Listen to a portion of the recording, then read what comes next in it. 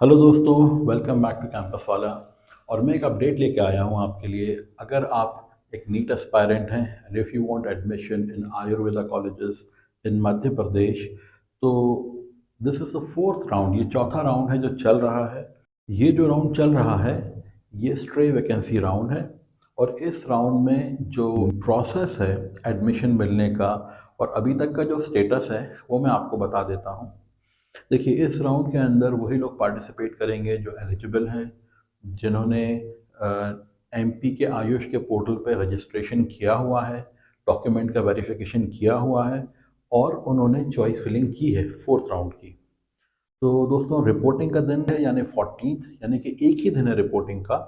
तो अगर आपने एक से ज़्यादा कॉलेजेस भी चुने हैं तो पॉसिबली आप सिर्फ एक ही कॉलेज पे जाके रिपोर्ट कर सकते हैं।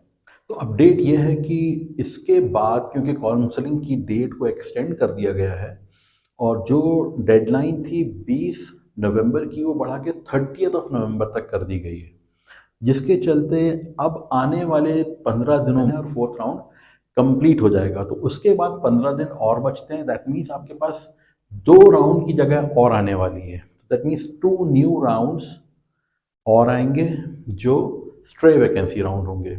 तो कॉलेजेस में अगर सीट्स बचती हैं, जो कि काफ़ी मुश्किल है, देखिए काफ़ी सारे कॉलेजेस जो हैं वो पैक हो चुके हैं। सीट्स की बहुत शॉर्टेज है। बहुत सारे बच्चे हैं जो क्वालिफाई कर चुके हैं एमपी से। और इस वजह से जो बाहर के स्टूडेंट्स हैं एमपी के, उनको बहुत मुश्किल आ रही है सीट मिलने में, क्योंकि एल्गोरिथम जो इस वक्त चल रहा है काउंसलिंग में वो ऐसा चल रहा है कि अगर आप एक मध्य प्रदेश के डोमिसाइल हैं और आपके पास एक क्वालिफाइंग स्कोर है, तो आपको प्रायोरिटी मिलती है किसी भी कॉलेज को सेलेक्ट करने में। उसके बाद ही किसी नॉन एमपी कैंडिडेट का नंबर आता है उसमें कॉलेज सेलेक्ट करने में। तो उनका कितना भी अच्छा स्कोर क्यों ना हो, वो एक क्वालिफाइड एमपी के डोमिसाइल के बाद ही आएंगे। इसकी वजह से महाराष्ट्र के जो महाराष्ट्र के कैंडिडेट्स हैं, गुजरात के कैंडिडेट्स हैं, राजस्थान से जो कैंडिडेट्स हैं, उनको सीट्स मिलने में बहुत दिक्कत आ रही है। ये जो हम हर साल काउंसलिंग में जो देखते हैं, इस बार का ट्रेंड ये है कि it is becoming very difficult. बहुत कम नॉन डोमिसाइल बच्चों को इस बार सीट्स अलॉट हुई हैं।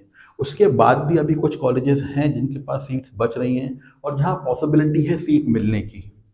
तो अगर आप और डिटेल्स जानना चाहते हैं, आप हमारे हेल्पलाइन नंबर पे कॉल कर सकते हैं और भी डिटेल्स जानकारी ले सकते हैं। कौन सा कॉलेज आपको चूज़ करना चाहिए, आने वाले राउंड के लिए क्या स्ट्रैटेजी रखनी चाहिए। आने वाले दिनों में मैं आपके लिए और भी वीडियोस बना के लाऊंगा, जिसमें मैं आपको अपडेट्स दूंगा आने वाले राउंड्स की और कहाँ सीट्स आपको मिल सकती हैं, क्या फ़ीस स्ट्रक्चर चल रहा है। और अगर आपके पास कम स्कोर अगर आपका स्कोर कम है या आप एमपी के डोमिसाइल हैं या डोमिसाइल नहीं हैं, तो क्या पॉसिबिलिटी है आपको सीट मिलने की, ये सारी डिटेल्स हम आपसे डिस्कस करेंगे। Thank you. हमारे साथ